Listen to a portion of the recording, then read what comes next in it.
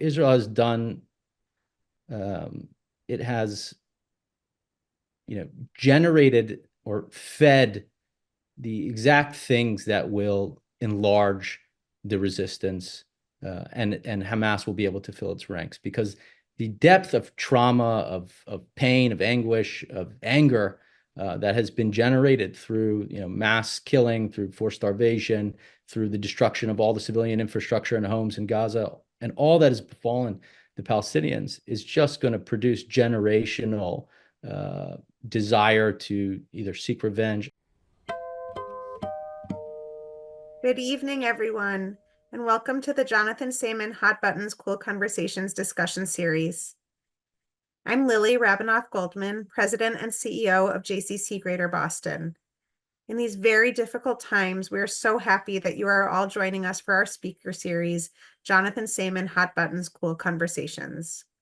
This series invites distinguished public figures to engage in conversation on thought-provoking and, at times, divisive subjects. Our panelists are led by expert moderators through respectful and timely discussions on issues of concern to the Jewish community and beyond. Tonight's program, October 7th, 1 year later, The War's Far-Reaching Impact, is especially meaningful and difficult as it is personal for so many of us. It has been nearly 1 year since the attacks on October 7th, and there seems to be no end in sight for the growing conflict in Israel, Gaza, and Lebanon. With the spike in violence between Israel and Hezbollah forces, our Hot Buttons Cool Conversations panel examines the heightened risk of a greater regional war. On our distinguished panel tonight, Omar Rahman is a fellow at the Middle East Council on Global Affairs, where he focuses on Palestine, Middle East geopolitics, and American foreign policy in the region. Rahman was previously a non-resident fellow at the Baker Institute for Public Policy and a visiting fellow at the Brookings Doha Center, where he researched and wrote about Palestine-Israel, the Arab Gulf, and the intersection between the two. Natan Sachs is the director of the Center for Middle East Policy and a senior fellow in the Foreign Policy program at Brookings. He has taught as an adjunct professor at Georgetown University. Prior to joining Brookings, Sachs was a Fulbright Fellow in Indonesia, a visiting fellow at Tel Aviv University's Dayan Center for Middle East and African Studies, and a Hewlett Fellow at Stanford's Center on Democracy, Development, and the Rule of Law. Masua Sagiv is senior faculty of the Shalom Hartman Institute and the Koret Visiting Assistant Professor of Jewish and Israel Studies at the Helen Diller Institute, UC Berkeley. Masua's work focuses on the development of contemporary Judaism in Israel as a culture, religion, nationality, and as part of Israel's identity as a Jewish and democratic state. Our moderator tonight, Aaron David Miller, is a senior fellow at the Carnegie Endowment for International Peace, focusing on U.S. foreign policy. He has written 5 books, including The Much Too Promised Land, America's Elusive Search for Arab-Israeli Peace. He previously served at the State Department, where he helped formulate U.S. policy on the Middle East and the Arab-Israel peace process. As we begin our program, we'd like to thank our donors. Thank you. Without your financial support, we would not be able to produce tonight's program. We appreciate your commitment to fulfilling the mission of both Hot Buttons Cool Conversations and the JCC.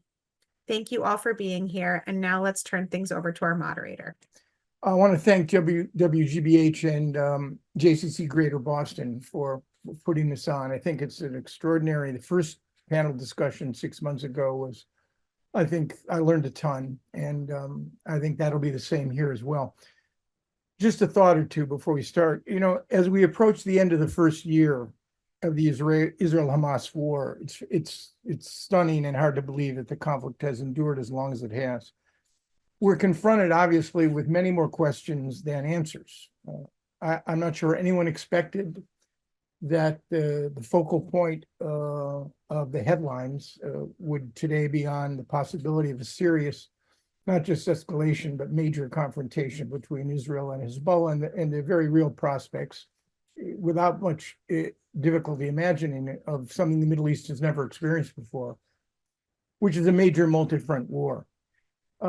The uncertainties that now abound as the war escalates, I should remind us of something I remind myself every day before I speak, and that is the importance of humility when analyzing and or advocating on these issues. We should also remain focused, and I don't have to remind myself of this every day, on the humanitarian dimension of this conflict. And hopefully, I truly do hope that we are able to hold in our heads and in our hearts the trauma, the pain, and the suffering of both Palestinians and Israelis. That's critically important, it seems to me.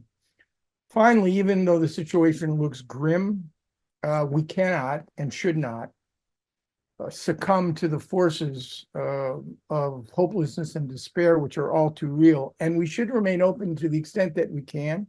You know, predicting the future is not easy. To thinking about alternative pathways that would put Israelis, Palestinians, the region as a whole, on a more secure, peaceful, and prosperous future. Masua, let me turn to you for a tough question. I know, if you had to do a balance sheet right now on Israeli policy toward the war in Gaza, how would you set that balance sheet up, dealing with achievements and near successes and of course, failures? The main two goals of this war, when it was declared on Israel entering Gaza, was bring back the hostages and topple Hamas from as a ruling force in Gaza. If you look at these two goals as done deals, none of them has succeeded, and we are 1 year. I'll just say, you mentioned that we're almost 1 year. We're 12th month almost after October 7th, and there is and just for a moment, I'll say not on the policy, but among Israelis, there is a deep sense of reliving October 7th during these days. We are approaching 30 days since the 6 hostages were murdered cold-bloodedly in a way that really reminded Israelis of October 7th. We are witnessing, we are in days of commemoration on the one hand, and a lot of trying to figure out what happened, trying to grapple with what happened on October 7th. So this is something that is very, very present. If you look at the goals of again, as I said, to try to gauge the success of the goals, we still have 101 hostages in Gaza. The military pressure in Gaza right now is pretty low. There are reports that we are hearing about Hamas in certain areas that the IDF was already present, but now is less present, really gaining back control. We are Sinwar is disconnected these past few days, but of course it doesn't mean a lot. We don't know. I mean, it might mean a lot, but we don't know exactly what is happening. And so policy-wide, it seems like the war in Gaza is in a stage that is unclear to a lot of people, both in Israel and I assume also outside of it. It is a sort of a dwindling stage that might cause Israel to become deeper involved without being able to really accomplish its goals. So it's a very odd stage, which is, and that's maybe for the next round, is and isn't intertwined with what's happening in the north of Israel. Yeah. I want to follow up. Henry Kissinger once quipped, and Natan and the other panelists will be familiar with this, that Israel has no foreign policy. It only has domestic politics. It was an overstatement, to be sure. I mean, there's no question about it. But let me ask you the following question about the political lay of the land. There's a common analytical frame, and I'll put it out there, that Benjamin Netanyahu, the longest governing prime minister in the history of the state of Israel, presiding clearly over the most extreme right-wing government in the history of the state of Israel, that his decision-making on the war, whether it includes hostages, ceasefire, the possibility of a ground up in in Lebanon has been shaped, some would argue, dominated by one overriding priority, and that is the maintenance of coalition and his survival in power. Is that too simplistic of an analysis? I mean, all leaders are shaped by domestic politics. Is that too harsh a judgment? Let me answer this in two ways. One, as someone who analyzes this situation, and the other as an Israeli. As someone who analyzes the situation, we have many public figures, including the Minister of Defense, saying that Netanyahu's decisions, that some of Netanyahu's decisions, and also Benny Gantz, who ended the unity government last June, on June, and other figures that are saying that definitely Netanyahu's motives are highly influenced by politics, by his need to stay in control, by his fear of his corruption trial that is ongoing. It's really hard not to take these statements seriously. At the same time, Netanyahu is not alone there. Netanyahu is not the only one who's pulling all the strings, even though it's easy to direct all of criticism to him. He's not alone there. He's not alone there. There's military. There is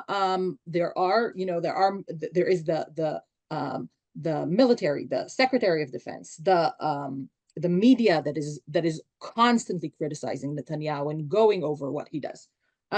So is there more than a trace of truth in it? Probably yes. Is it somewhat simplistic? Also, probably yes. I should also say, well, maybe I'll say it later, but there is an amazing focus only around Netanyahu in a lot of the analysis around the war. It's as if Netanyahu is the only one who could influence what's going on, what will be decided with a deal or with ceasefire or something, as if he's the only one, with somewhat ignoring the fact that he's not the only one in this discourse. And maybe as an Israeli, I will tell you that it is very difficult for me to not being convinced in saying, what are you talking about? Of course, that when my prime minister sends soldiers into battle, he's only or mainly or 99% is only thinking about what's best for the country and not what's best politically. Of course, a slightly non-cynical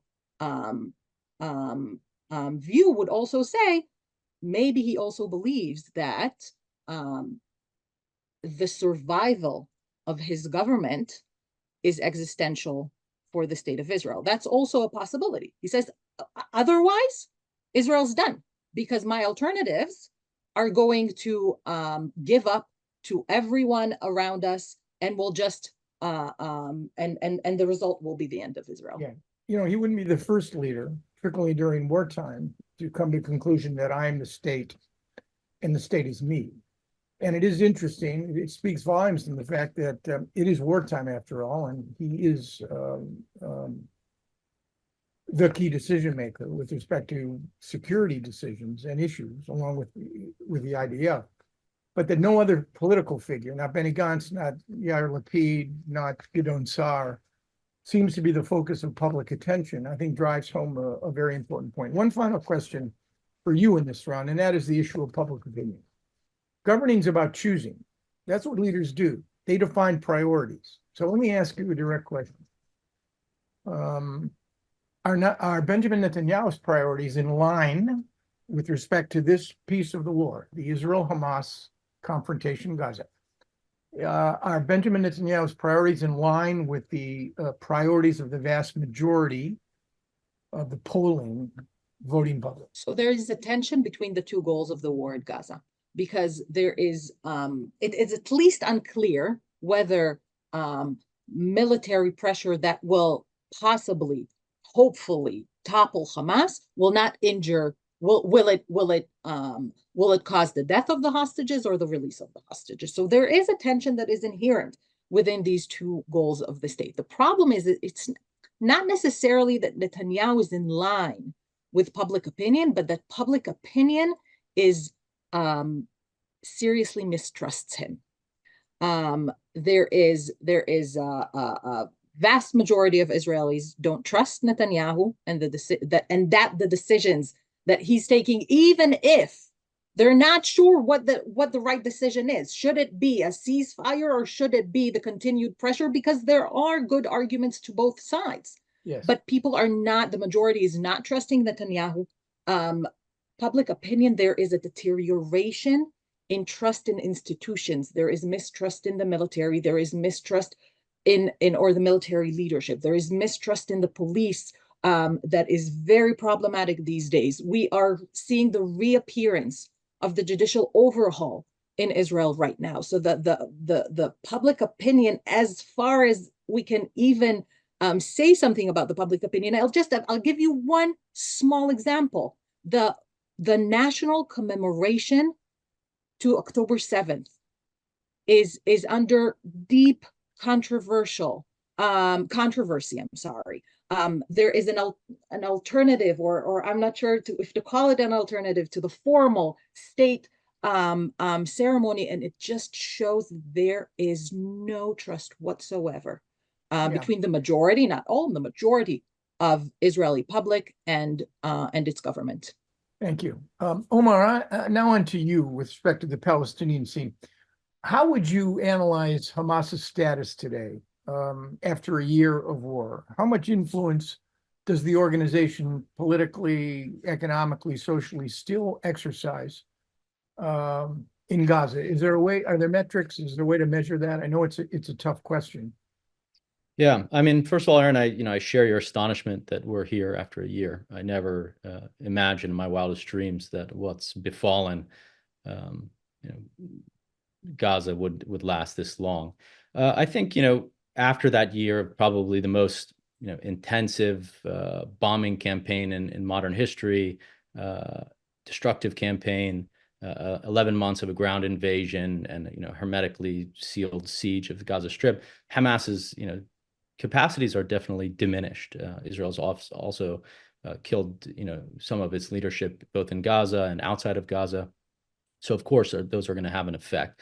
I think it's still functionally operational in the Gaza Strip. We know this because it is still confronting Israeli forces on the ground. It's killing soldiers. It's able to influence and enforce things among the general public in the Gaza Strip to some extent, and we've seen that.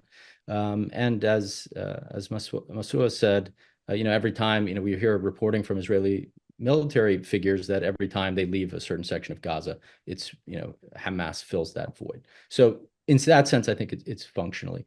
But I think the more important thing is that among its rank and file, Israel has done. It has generated or fed the exact things that will enlarge the resistance, and Hamas will be able to fill its ranks, because the depth of trauma, of pain, of anguish, of anger that has been generated through mass killing, through forced starvation, through the destruction of all the civilian infrastructure and homes in Gaza, and all that has befallen the Palestinians is just going to produce generational desire to either seek revenge. I mean, I'm a father of a young child. I don't know how many people like me in Gaza have lost their children, how many children have lost their parents or their siblings, generations of families wiped out. If I had seen my son die or lose limbs or something like that, I can't imagine the pain and anger I would feel. So I think, and Hamas also doesn't have a monopoly on resistance. So it doesn't matter what you do to Hamas. Yes, Hamas has an ideology, it has an infrastructure, it has an institutional memory, but those things can all be replicated and have been replicated throughout the course of this conflict by other groups. It's being replicated, in a sense, in the West Bank by new groups that are popping up. And so as long as, the conditions are there, I think, Hamas will survive and rebuild, and other groups will do the same. Yeah, I mean, I think I think you make a good point. It's the notion where you can't kill an idea. That's the conventional wisdom. Hamas is more than just an organizational embodiment of an idea. That idea presumably is the replacement of the state of Israel with an Islamic state. But Hamas's policies and practices go well beyond that. You may not be able to kill an idea, but you can make an idea less relevant. Mm-hmm. Can make it less relevant. And that, I think, is a critically important issue in terms of what Israelis, key Arab states, an alternative Palestinian leadership. And I want to ask you about the Palestinian Authority. Mahmoud Abbas is what, 88? He's in the 19th year of a 4-year term. He controls no more than 40% of the West Bank. The PA is perceived to be lack credibility. It's nepotistic. It's corrupt. The Israelis drain the Palestinian Authority of credibility through their policies on the West Bank. How do Palestinians, I mean, I'm sure you read Khalil Shikaki's polls as I do, but in terms of Palestinian public opinion, am I being too harsh with respect to the way the Palestinian public in the West Bank and or Gaza perceives the Palestinian Authority and Abbas in particular? I mean, Abbas and the Palestinian Authority have very little legitimacy among their own public, and there are reasons for that, some of which you alluded to. But I think that is a very genuine feeling, and for good reason. Abbas is a repressive dictator who's corrupt, and he has provided no vision or strategy for the liberation of his people in quite a long time. He also, the Palestinian Authority collaborates with Israel on security coordination and on repressing Palestinian resistance. And that's something that's deeply unpopular, especially in the face of a lack of an alternative strategy for liberation. So all these things have degraded his popularity, and that popularity has diminished considerably since October 7th, because Abbas has been essentially a ghost. I mean, I saw him speak today at the United Nations. But prior to that, I saw him, pop up a few times for photo ops with Antony Blinken. I saw him speak once at the Arab League summit. But besides that, it's been a complete absence of leadership for the Palestinians. There's essentially no one at the helm. Hamas is fighting for its survival in the Gaza Strip. Its leaders are, dealing with the ceasefire negotiations in Qatar and elsewhere, and dealing with the political fallout of October 7th. But for all intents and purposes, Hamas is not the representative of the Palestinian people in the way that the PLO is.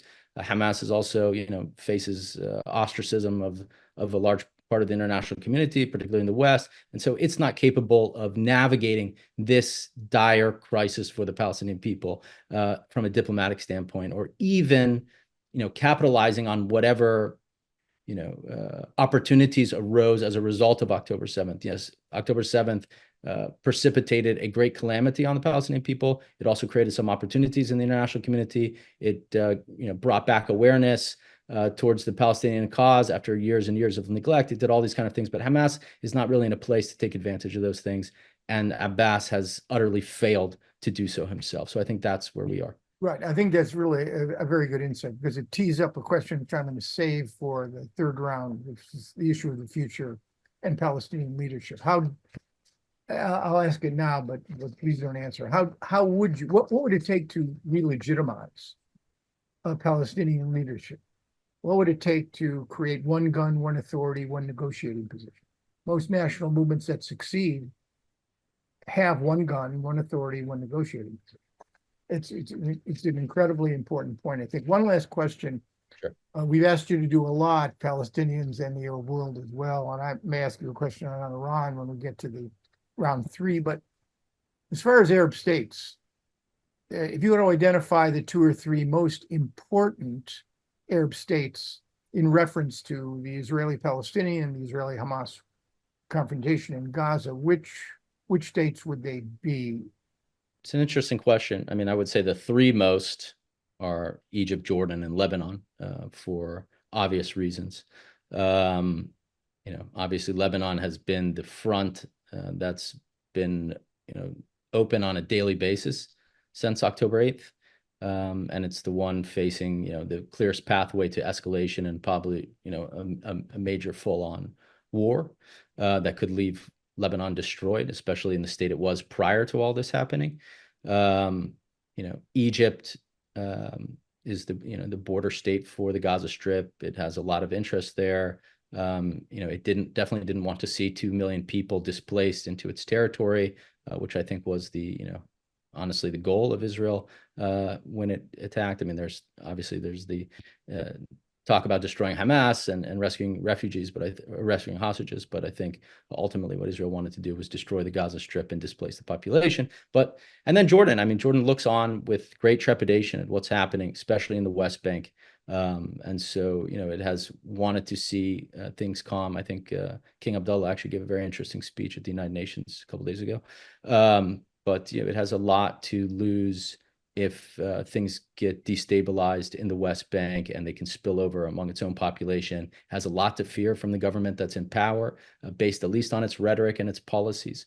And so I think it wants to see things resolved. All three of those countries desperately, I think, want to see things resolved. But it goes much further. I mean, the whole region. Right. I was thinking of my third. I wasn't focused on Lebanon as it pertained to Gaza, but I was thinking about the Saudis and the Emiratis. One unannounced Abraham Accord country, the other, at some point. One last question on this because it's important. Someone has to finance, pay, support. Well, actually, I'm going to save this for the future because it has to do with Arab state interaction with the day after in Gaza. I can touch on the Gulf if you want quickly, or you can sit. What are Gulf attitudes now, that's the question. In view of the fact that we're about to approach the 1-year mark of the Israel-Hamas war, just quickly on Saudi and the Emirates. I think those are the two most important. I think in relation to normalization and the relationship with Israel, obviously this puts a lot of tension and strain on those relationships, and for good reason. And this was the underlying risk of that relationship developing to begin with, as long as the occupation remained and the conflict remained open. Now, it was on a low boil at the time, and maybe these countries thought that would last indefinitely. I always thought that was a misguided look at how things happen. But, it's hard to predict also an October 7th happening, which threw the whole thing into the mix. At the same time, these countries, the Middle East is in some sense divided between the axis of resistance countries, which have an ideological commitment to opposing Israel, and these countries that have a relationship mainly with the United States. I mean, the Israeli one is an aside, but a relationship with the United States. And that, I think, is a critical dividing line. At the same time, all these countries, including Iran, including Hezbollah and Saudi Arabia and the rest, clearly have an interest in keeping this contained and not letting it spill over and destabilize the region. I think their policies and their actions over the past year have demonstrated that. But it still creates tensions, obviously, because some countries want to confront, other countries don't. Some countries are looking for all countries are looking for a diplomatic solution, but all of this creates a lot of tensions in the relationship. Yeah. But you have a rapprochement that I think has gotten even deeper. So there are very interesting dynamics that we could explore. I could speak about it for an hour if you let me. But. Right. I mean, pre-October 7, what stood out was the abiding interest of both the Saudis, the Biden administration, and the Netanyahu government in Israeli-Saudi normalization. And I think clearly the Abraham Accord countries broke the code and borrowed a page out of Sadat's book, The Road to Washington. There are many roads to Washington, but one of the best roads to Washington, Sadat figured it out, was through Israel.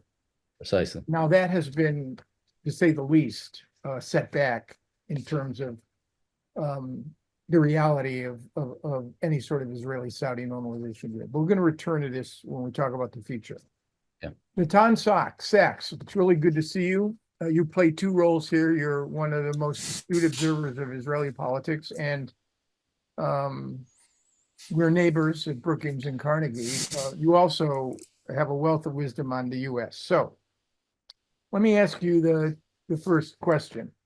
Almost a year after, how would you, I hate grades, I'd say incomplete, but if you had to give a grade, you don't have to give it a letter grade, but you have to evaluate the Biden administration's management, handling, of the Israel-Hamas war. We'll get to Lebanon later, so please don't touch on Lebanon.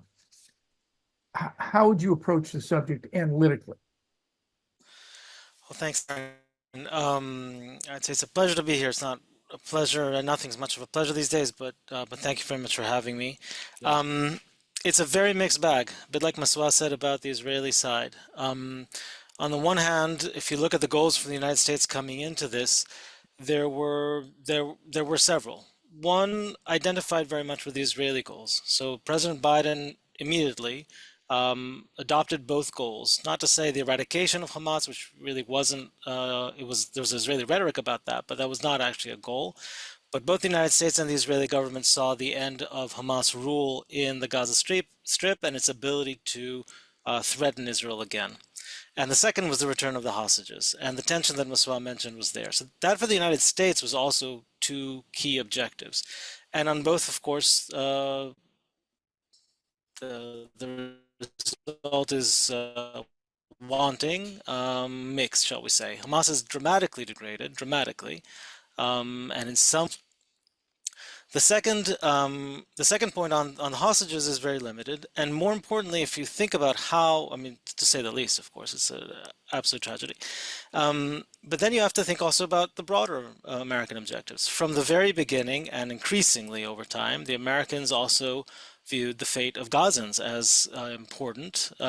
Many have argued not remotely enough, but certainly that was a concern for the United States. Politically, it was important. Diplomatically, it was important. And as the time passed, of course, the inability of the United States and other parties in the region to bring about a ceasefire that will allow a dramatic increase in aid and the beginning of some kind of healing of the Gaza Strip and the people there, that looms over everything. And that means that all our talk about the day after, you know, Masua already said, in some ways, the intensive fighting is over. That's part of why Israel is now focusing north. Exactly. But without a formal ceasefire and a mechanism to allow something else to replace either what exists today or Hamas, right? Something else to come in. Although the ingredients are there, but without a mechanism to do so, it's almost impossible to move on to the famous day after. And this was a crucial point for the United States policy, for the U.S. policy from the very beginning. They had the grand bargain, right, that would bring in not just Saudi Arabia and return to the normalization that they were seeking before October, and very intensively just in the weeks before October 7th, but also now as a key to the day after in the Gaza Strip, because the finance, I think you alluded to it before, the damage in the Gaza Strip is so immense, and the need to finance, literally with money, what could happen later is so enormous. There are not many addresses from where to take that from. America's not about to spend that kind of money. Israel doesn't have that kind of money. Europe, likewise. There really is only the Gulf. But it's willing under very certain circumstances, and that would also entail some kind of rejuvenation of the Palestinian Authority, some kind of perhaps invitation for the Emiratis to come, some kind of day after. All this necessitates a ceasefire. So the ceasefire was a key for the American administration, and that remains elusive, and very consequentially so. A lot was put on this ceasefire, and it was missed so far. Right. I'll just say that, you know, on this, they confronted part of the problem, I think, that we're all discussing, part of the generational trauma generational tragedy that we're seeing right now, is because we have a confluence of so many different bad elements together. It's a perfect storm in the worst sense. You have, when the United States approached the ceasefire portfolio throughout, a lot of what it did made a lot of sense, and it may have been also the best chance, right? The fact that they failed to achieve it does not mean the policy was wrong, does not mean that their efforts were wrong. But they dealt with leaders who have a variety of different interests. It's not clear that Sinwar wanted it or ever wanted it on terms that Israel would ever accept. It's not clear that Netanyahu ever wanted it at the right moment, given his political considerations. At the very least, there are many Israelis who do not believe he wanted it enough. I returned this week from Israel again. And of course, regionally, it's very complicated. Omar spoke well about the astounding lack of leadership from not just the head of the Palestinian Authority, but the head of the PLO, the person who in theory represents the Palestinian people throughout this year, which I don't want to speak for them, but probably the second biggest historic trauma in their history. So there is really a lack of partners to deal with, and in that sense, at least on Gaza, but I really want to bracket this because that's not the whole U.S. strategy. On Gaza, it's a mixed bag, it's incomplete at Right. best. Right. We're going to get to the other piece of the strategy. I mean, I don't work for the Biden administration, but I would only make 2 points on this. There would be no humanitarian assistance. We may be down to 56, 60 trucks a day now. There would be not a scintilla of aid would have been facilitated by Israel in any meaningful, sustained way without the pressure from the administration. They never reached 500 trucks a day, not to mention the other horrors that have that the vast majority of the Gazans have had to contend with. And number two, let's remember, 105 hostages came home. There would have been no hostage release had it not been for the American focus on hostages. But I'm going to ask you a question that I've gotten hundreds of times since October 7th. All right, here it is. In 11 months, the Biden administration has been reluctant and or unwilling to impose a single cost or consequence on the Netanyahu government that normal humans like you and me would regard as serious and sustained pressure. Now, I have an answer to why I think that is, but I'm not on the panel. I'd like to hear yours. Why the absence of sustained pressure? And keep in mind, Natan, we don't pressure. I've been doing a survey trying to figure out when was the last time the United States applied serious and sustained pressure to an ally, a friend, or a partner on an issue that ally, friend, or partner deemed to be vital, either politically or from an existential point of view.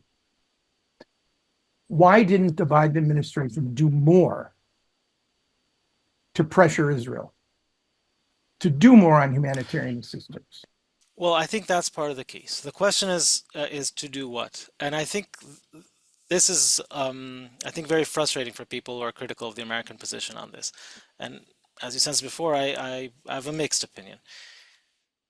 There's sort of a tenet now in academic circles, almost the core axiom of kind of the new dogma, is that the only agent, the only acting body is Israel, or the Israelis, or previously Zionists. And so when people say, why is there no ceasefire, they blame Netanyahu, and partly correctly. Netanyahu is also responsible for that. But you see, for example, no demonstrations, or no thought even, that this is actually a war. This is not an Israeli action on someone else. There are, of course, millions of innocent people who are suffering horrendously, as I said before. But that is true in any war, actually, especially the worst kind. And in a war, there is more than one party. So ceasefire completely depends on a person who may be alive in a tunnel, hiding, where he does not let his own people hide. And because he thinks it's Israel's responsibility, by the way. Because even the sheltering of the Gazans is responsibility of the occupier and of the UN, but never of the government of the Palestinians themselves, which is Hamas in Gaza. And so when you think about why the US doesn't do this, is part, I know I'm semi-diverting, but not exactly. When people are asking, why does the United States not finally bring Israel to do the right thing? It's partly because the United States government does not believe that Israel alone is the key to getting what it wants. If it thought that it was simply Benjamin Netanyahu between it and its ceasefire, I really genuinely do believe there would have been much more pressure, certainly in the latter months, certainly past January, February.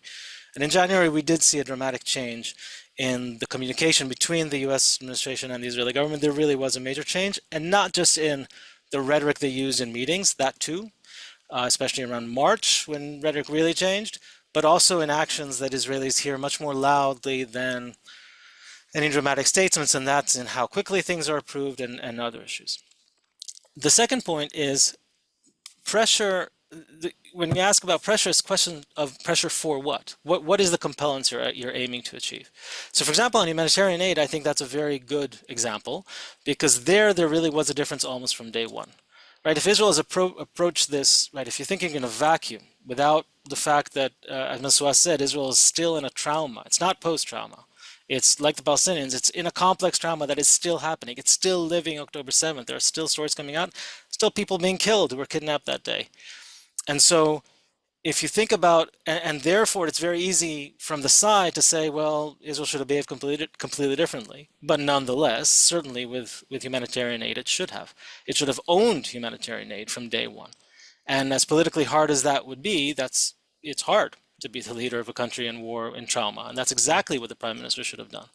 And there is something where the United States really had a different view, especially because it's far away from the trauma, and their pressure may have helped more.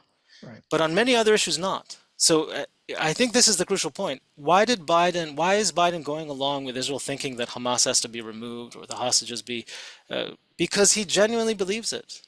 It's not because he's afraid of some AIPAC or something.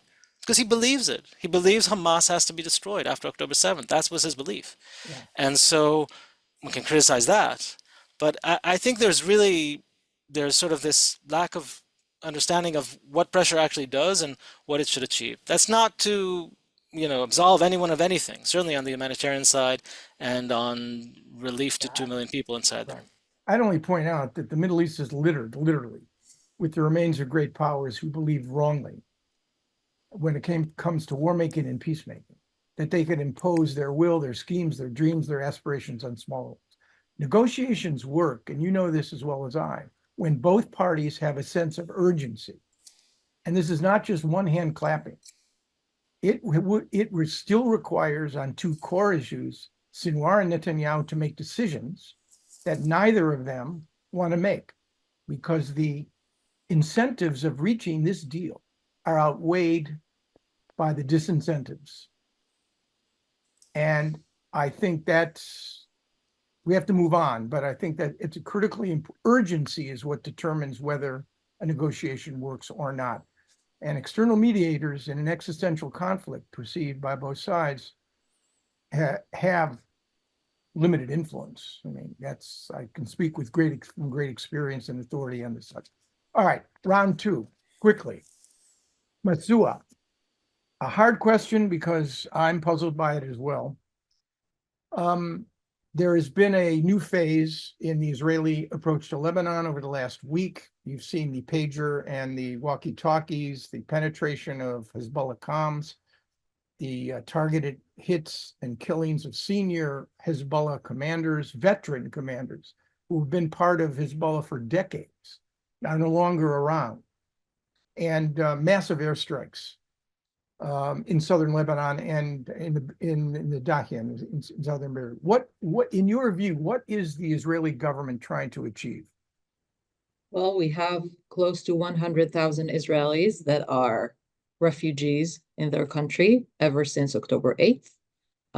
We have a country that Israel has no real conflict with that would explain Hezbollah's starting firing missiles at Israel on October 8th. Of course, the reason why all the north of Israel evacuated was not only because of the missiles, but also because of the fear that there is a plan to commit October 7th again on the north and not only on the south. I just have to say in one sentence, while hearing the discussions before, October 7th didn't just happen. It didn't come out of nowhere. October 7th was committed by Hamas. October 7th didn't just happen to Israel. October 7th was committed by Hamas in order to harm and to stop the normalization. Unfortunately, they succeeded. So I don't know, by the way, if you can't kill an idea. I think that a lot of us who are fighting antisemitism and racism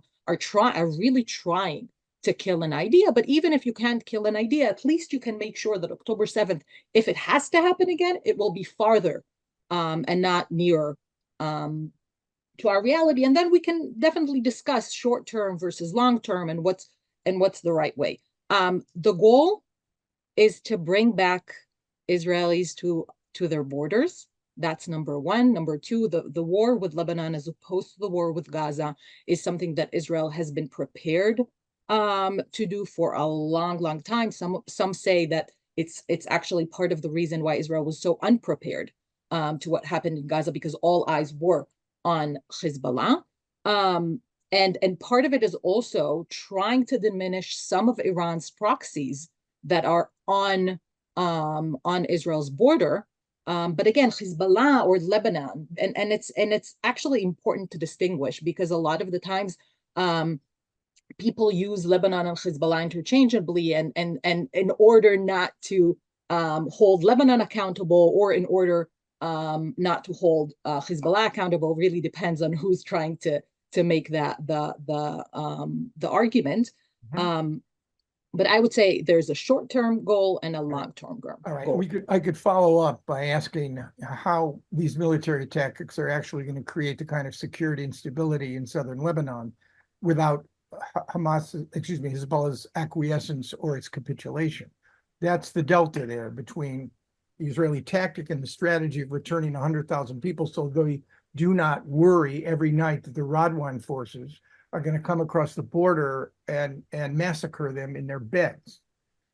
So I'm going to move on to Omar to ask him the question, the one that I think is critically important. How is Hezbollah? What is Hezbollah's calculation now? They've been decimated as an organization. They can't lose their high trajectory weapons to target Israeli population centers for fear of a massive Israeli retaliation.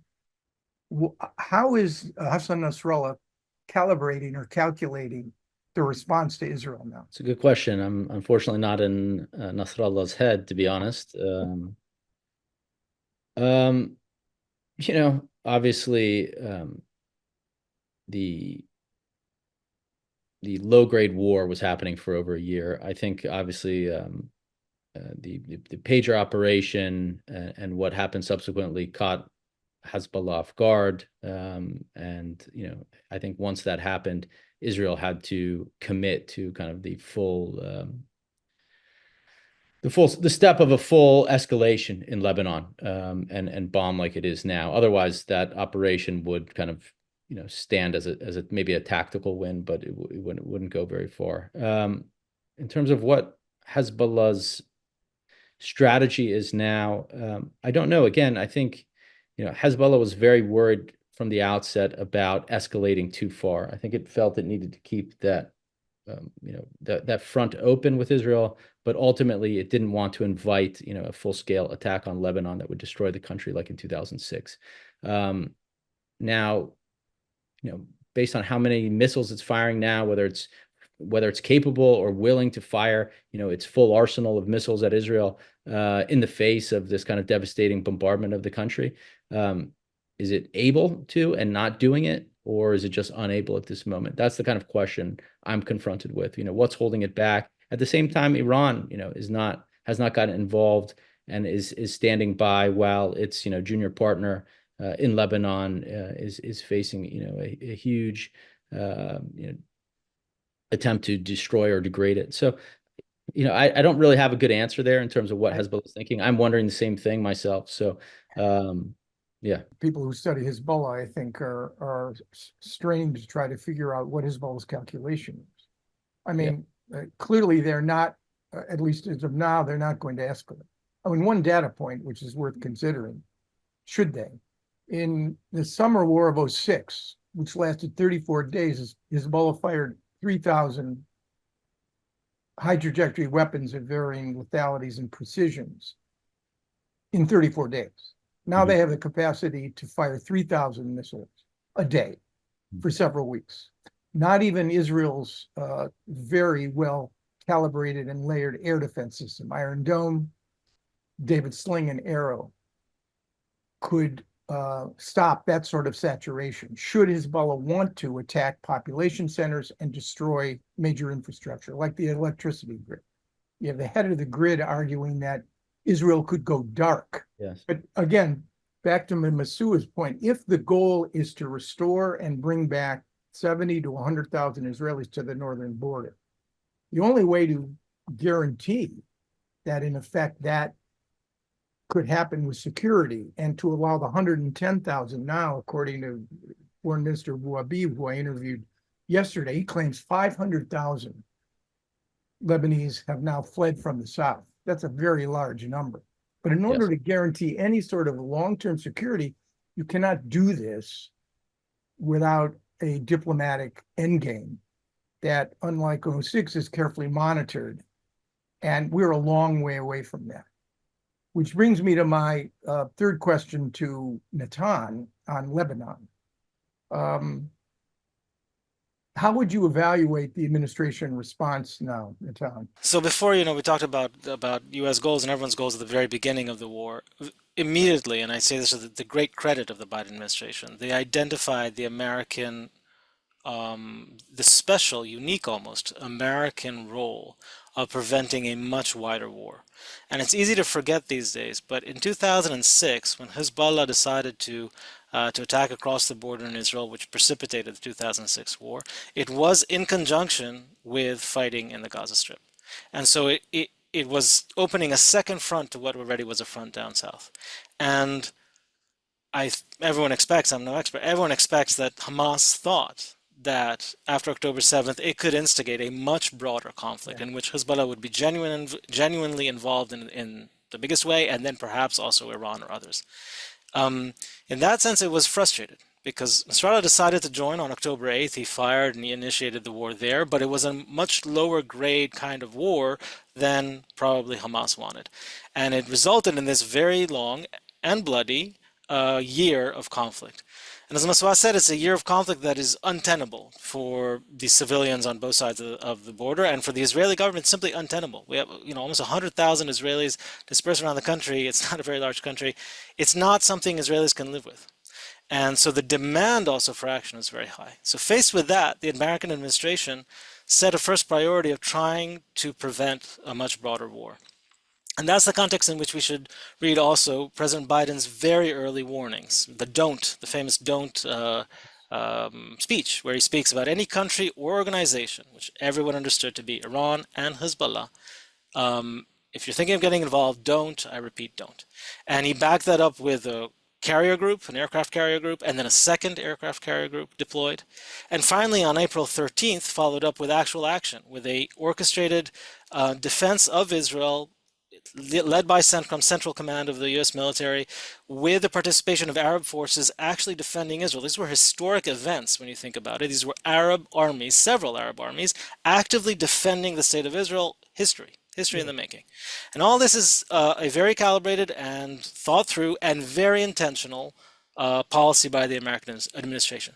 So if I gave an incomplete at best before, at least in terms of results, in terms of the ceasefire in Gaza, on this so far, the success has been remarkable and very important. Now, of course, it's being tested right now, and what I say could be obsolete tomorrow. We're now seeing a much bigger war on the Lebanese front, which is the first step of this broader war, and it could escalate any moment. It doesn't seem like it's escalating right now, but there's no guarantee. Tomorrow it could be much, much broader. We've seen also Iran firing directly at Israel. Again, history, that could be repeated. So I'll just say last point about Lebanon. There has been a dramatic attempt by the White House, with a very specific person in charge, together somewhat with the French, but really led by the White House, to try and reach a deal that would allow for a ceasefire in Lebanon that hinged, from Nasrallah's point of view, on a ceasefire in Gaza. And that's why Israel today is trying, of course, first, as Masua said, to bring back the internally displaced people into northern Israel. Second, to de-link the Gaza Strip from Lebanon. But I'd add a third point, and I'll end there. For the IDPs in Israel, these internally displaced people in Israel, to return to the border, two things have to happen. First, there has to be some kind of arrangement, diplomatic arrangement, indirect acquiescence or agreement with Hezbollah. But the second is that the Israeli civilians need to believe that it's safe. Yeah. And any agreement with Hezbollah is not worth the paper it's written upon unless it's backed by actual, in the Israeli eyes, actual force. Because there was an agreement after 2006, they simply didn't abide by it, and I'll spoil the end of the movie for you. The next agreement, the next resolution by the Security Council, they're not going to abide by that either, guaranteed. And Israelis know this. So what they are looking for also is simply degrading Hamas capacity. They're not looking for the destruction of Hezbollah in the way they were looking for the destruction of Hamas. That's a big difference. And I hope that also portends well for how this war in Lebanon, Israel and Lebanon now proceeds. I have personal vested interest in that. But and that stems from very different goals. But the degrading, which already has been dramatic, of Hezbollah capacity, prepared for years, as Masua said, by the Israeli intelligence and air force and the military in general. That is part and parcel of the ability to say to civilians, go back to your homes, and the Radwan force will not cross the border as it said it would, as Nasrallah said they would. They will not be crossing the border just like the Nukhba of Hamas did on October 7th. That's a tall order to say to people who live sometimes meters from the border with Lebanon. And that's part of why it's so hard. It's not just diplomacy that's needed.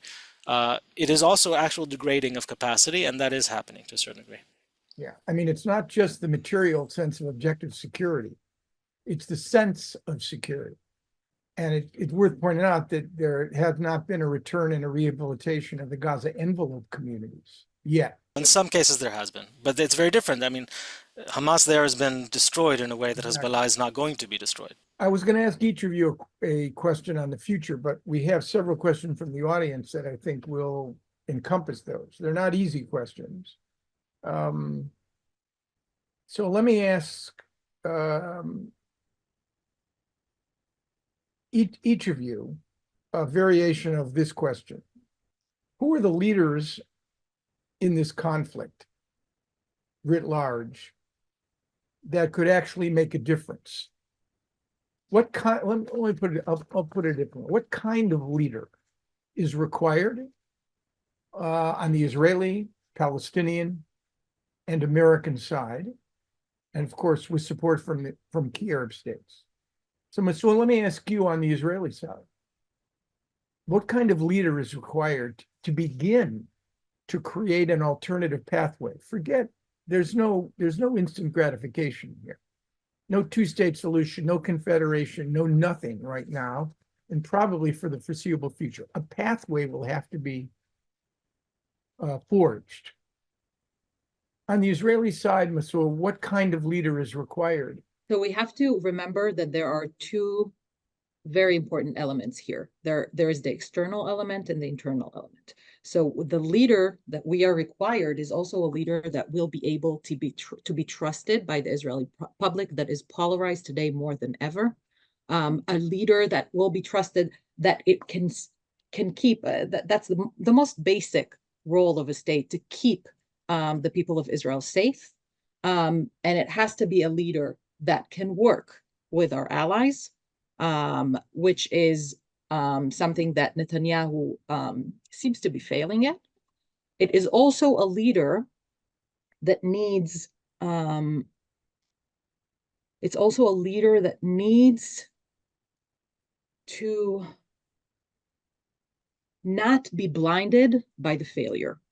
So October 7th in the past year, you know, and I thought about that when you asked about Nasrallah, when a leader experiences such failure on his watch, there are also other elements. We've talked about the political influences, but there are also other elements that might influence him to try to restore his I don't know, legacy. So clearly it cannot be anyone who's on the Israeli government today. We are seeing emerging leaders from several places, which I don't know if they will choose to become political leaders, but we are seeing leaders among people who were fighting the war. We are seeing unbelievable leaders among families of the hostages, among the people and among the people in Israel that are committed to rebuild and restore. You know, Omar, you said before, you talked about the tragedy of Israel doing right now in Gaza exactly what it wanted to prevent, right? Because building another generation that is committed to hatred, and we're seeing, of course, the same thing in Israel, right? We're seeing the biggest tragedy is that what Hamas did is creating a generation that cannot see the humanity of the other side, if you will. We need a leader who will be able to see the humanity and to focus on rebuilding rather than destroying and revenge. Right, apartheid ended for many reasons, but one of the primary reasons it ended in South Africa was because of Mandela de Klerk. On the Israeli side, and I'm getting to Omar next, there is no Mandela and there is no de Klerk. Omar, to you, on the Palestinian side, what kind of leader is required to begin to create a pathway forward that ultimately will resolve the Israeli-Palestinian conflict to the satisfaction of both Israelis and Palestinians? Well, I think you need a Palestinian leader that's capable of unifying the Palestinian people in a coherent direction and be capable of providing a coherent and vision that's acceptable to both sides, really, not just the Palestinian side, but also the Israeli side. That's one aspect of it. Another aspect of it is you need a dynamic leader that's capable of rallying the international community to challenge Israeli impunity. Because, I mean, I don't know if you were meant to or not, but the apartheid analogy you just made, there's structures in place that make peace extremely difficult. And one of the other things you talked about Nixon and Israeli domestic versus foreign policy. Israeli politicians are hostage to Israeli domestic politics, in my opinion. They're always trying to appeal to the public in ways that are dehumanizing to Palestinians and degrading to Palestinian, political leadership in a way that makes it so that there's no appealing partner, or there seems like there's never a partner on the Palestinian side. So I think what a Palestinian leader needs to do is rally the international community to challenge Israeli to impunity, to raise a cost on Israel so that its own cost-benefit calculation for the trajectory it's on and for the trajectory it is unilaterally driving the situation on the ground changes. And that's the only pathway forward. It's been the only pathway forward before October 7th. It's the only pathway forward now. So just so I'm clear, so you think it's possible for a Palestinian leader to instill confidence and trust in his or her own public, while at the same time rallying the international community to pressure the Israelis, whether it's the ICJ, the ICC, the UN? It needs to be rebuild institutions itself. Right. That have been hollowed out over time by the politics, by the political leaders who are there now. Once it rebuilds those things and has that type of strength, then I think it could do both of those things at once. Okay, Natan Sachs, what kind of American leader, assuming, and this is the assumption, because contrary to conventional wisdom, there is no imposed settlement, certainly not from Washington. What kind of American leader would be required, assuming Israelis and Palestinians produce leaders that are interested in getting to a solution? What kind of American leader would be necessary? Well, it's a very big assumption, and I think it's not necessarily the same kind of leader, absent that kind of leadership among Palestinians and Israelis. It's a different task and therefore different American leader. But assuming there is some kind of opening or some kind of a beginning of leadership on both sides, the American task is also a very difficult one. It has to, at the same time, help Israelis feel secure, what Masua said, so that they're willing to take risks. Bill Clinton always said that. Well, as Israel takes risk, we'll have its back. At the same time, convince Palestinians that it sees them as human beings and understands not only their plight and their suffering and not only some solidarity with them, but also a genuine willingness to advance their interests and to advance their sovereignty. And it's that it is willing to do all this also while using American leverage. But I want to add one last important point. It also is a leadership president that has to understand the region more as a whole, which is to say that there are sort of two worldviews, I think. There's the Palestinian-centric worldview of the Middle East, and then there's the Gulf kind of power dynamic, Iran-centric worldview. And the outside in and the inside out, etc. And of course, the truth is that both are true. There is right now a regional competition between Iran and others that has nothing to do with the Palestinians. And then there's a Palestinian issue that is enormous and of course has everything to do with everything. And they are actually intertwined. They have two very different rationales here, but they are intertwined.